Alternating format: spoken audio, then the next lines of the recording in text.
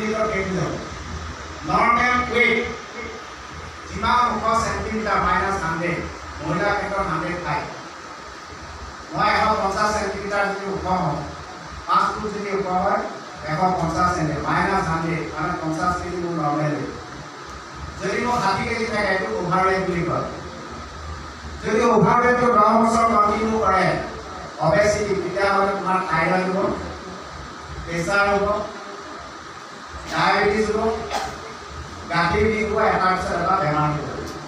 normal ৱেটত থাকিব মহিলা হ'লে 105 তাৰমানে 45 কেজি নৰ্মেল ৱেট এইটো বিজ্ঞানৰ তোমালোকে নৰ্মেল ৱেটৰ ভিতৰত থাকিলে সদায় স্বাস্থ্য কেনেকৈ ৰাখে তোমালোকৰ 2 নম্বৰ এজন মানুহৰ যিমান ৱেট থাকে 1 গ্ৰাম প্ৰটিন ডেইলি খাব লাগে কি খাব লাগে প্ৰটিনৰ নাম শুনিছানে নাই ভাৰতবৰ্ষত 90% ল'ৰা ছোৱালী প্ৰটিন ডেফিচিয়েঞ্চি ল'ৰা ছোৱালী নহয় মানুহ ইয়াত যিমানটা মানুহ আছো 10জনৰ এজনৰ প্ৰটিন চাফিচিয়েণ্ট আছে অসমত 10জনৰ এজন তাৰমানে আমি ইয়াত 200 মানুহ আছো তেতিয়াহ'লে আমি ইয়াত 20জন মানুহ প্ৰটিন চাফিচিয়েণ্ট আছে মাত্ৰ বাকি কি ডেফিচিয়েন্সি প্ৰোটিন যদি ডেফিচিয়েন্সি হয় তোমাৰ যেটো বডি ডিফেন্স মেকানিজম প্ৰোটিন সবতে লাগে চকুৰ ছালত লিভাৰত স্প্লিনত কিডনি ডিএনএ কিমান যি ফৰ্মেশন আছে সবতে প্ৰোটিন লাগে প্ৰোটিন পাই গ'ল গুৰুজনাই কৈছে মহাপ্ৰসাদৰ প্ৰটিন থাকে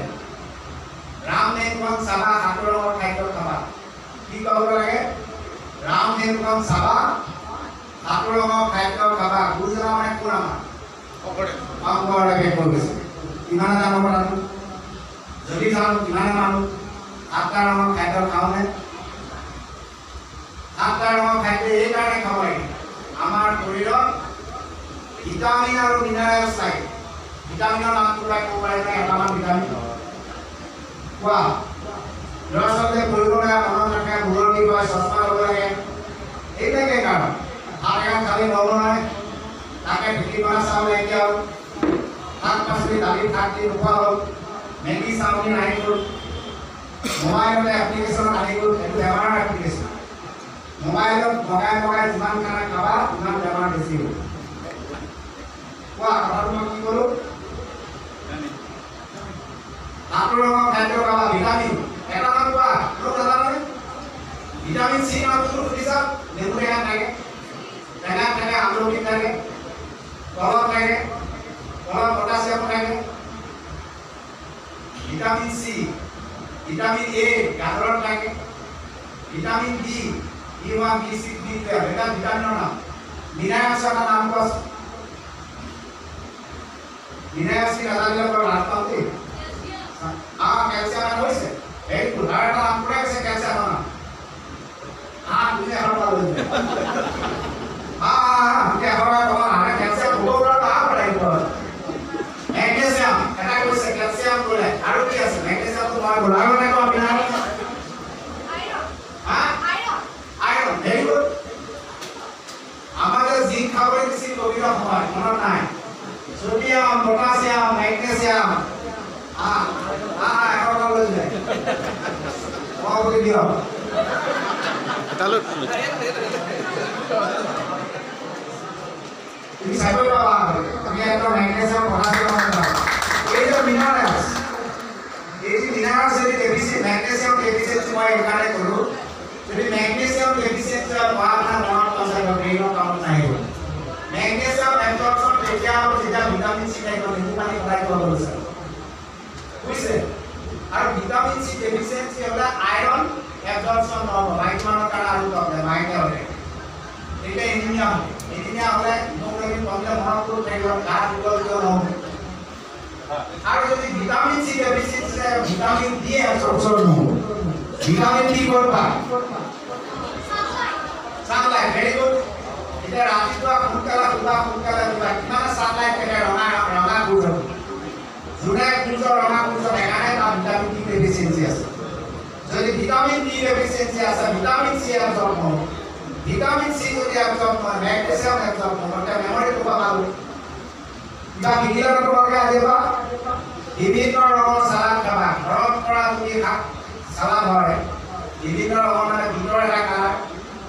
আইৰন বেছি থাকে গাজৰৰ এটা কালাৰ বিলাহী এটা কালাৰ তিয়হৰ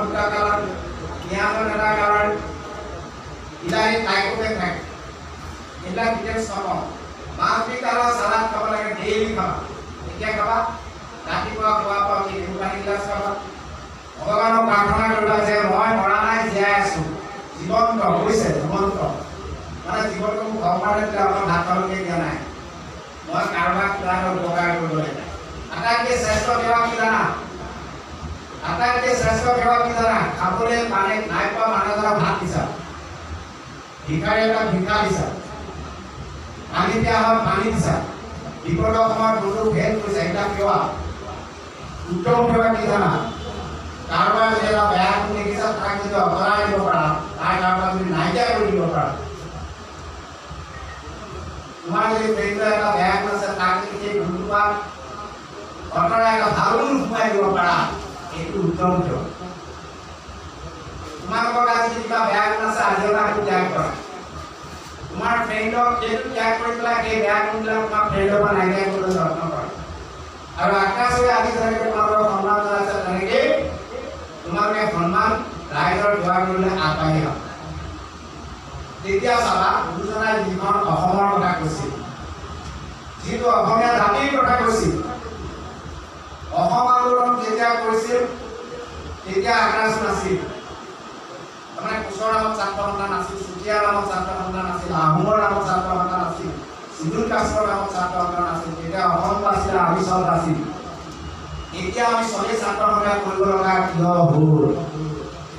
ইলেকশ্যন সময় আহি গ'ল তোমালোকৰ হাতত সাহসী ল'ৰাবোৰ মানে মাৰিলে আমাৰ আক্ৰমণত সাহসী ল'ৰাবোৰ শ্বহীদ হ'ল অসম আন্দোলন সাহসী ল'ৰাবোৰ আলফাৰ ল'ৰা বন্দুক লৈ ল'ৰাবোৰ মৰিল তথাপিতো আমি কিয়কে অসুৰক্ষিত অনুভৱ কৰিছো এইটো বিশ্লেষণ কৰাৰ সময় হ'ল চিদুল কাছ মানুহগিৰি নামত অৰ্থনৈতিক সংৰক্ষণ আছে কিয়নো তেওঁলোকক মাটি সংৰক্ষণ দিয়া হোৱা নাই কিয় নিদিয়ে ক'তনো আছে কিয় অসমখনক ট্ৰাইবেল ষ্টেট কৰি ইনাৰ লাইন পাৰ্মিট কৰা নাই অৰুণাচলতে কৰিব পাৰে নাগালেণ্ডত কৰিব পাৰে মিজোৰামত কৰিব পাৰে অসমখনক কিয় নোৱাৰে কিয় নকৰে দেশী বিদেশী প্ৰব্ৰজনৰ কাৰণে